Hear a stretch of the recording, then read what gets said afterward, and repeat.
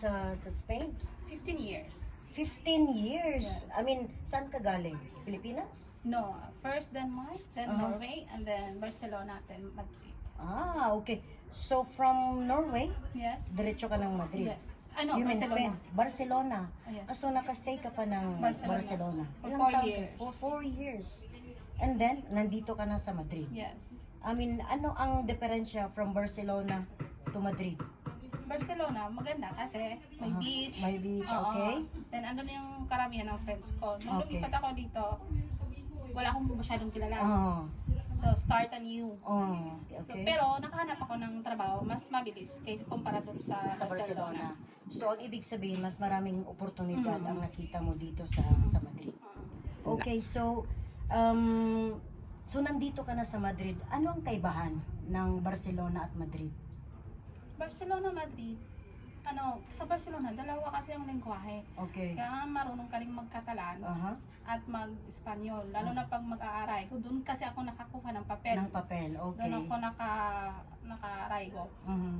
Kailangan talaga required sa kanila na may 40 hours So, katalan marunong ka. kang magkatalan? Noon. Noon, Nakalimutan ko klaro. na. Kasi dito sa Madrid, ilang taon ka na? 11. 11 years. Yes. So, mas nagstay ka dito sa Madrid. Mm-mm. Ano ang, what made you stay more dito sa Madrid? Ah, yung mga new friends ko. New friends, yes. okay. At trabaho din. Trabaho. Kasi maraming opportunity. Oo, dito Yes. sa Madrid. Na-mention mo na galing kang Norway, Denmark. How can you compare ang trabaho dito sa Madrid? Easy doon kasi 5 hours lang ang work. Okay? And then the rest of the remaining hours you have, ikaw na bahala kung anong gagawin mo. Either Okay. mag-extra ka or gala with friends. Uh-huh. Dito kasi talagang 8 hours or mas mahigit trabaho. Dito, okay.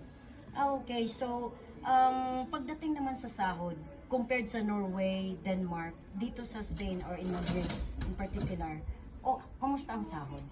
Mas okay ang sahod dito. Uh-huh. Sa Norway, okay lang. Kung malaki ang sahod mo doon, kung may extra ka, kung may Uh-huh. malaki ang kita mo. Nakaka-extra din doon? Oo, nakaka-extra Ah. doon.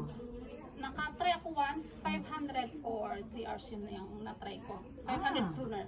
Okay. Yun. So, lalaki lang Lalaki siya pa. kung mag-extra Marami ka. kang extra. Okay. Extra lang din. Okay. What about dito sa Madrid? Dito sa Madrid, extend na ako yung tinatawag na stay out. Talagang magastosin kasi yung pamasahe, Uh-huh. pagkain mo everyday. Uh-huh. Yan. Klaro, kasi kailangan mong lumabas everyday, no? Papunta pa sa trabaho. Trabaho. So, medyo magastos. So, kumbaga yung sahod, sapat lang. Sapat lang. Pero nakakapadala pa rin tayo. Char. Oo, Oo, syempre. diba? Oo, nakakabili pa rin. Depende pa rin yan kung Paano paano ka maghawak ng pera mo. maghawak ng pera.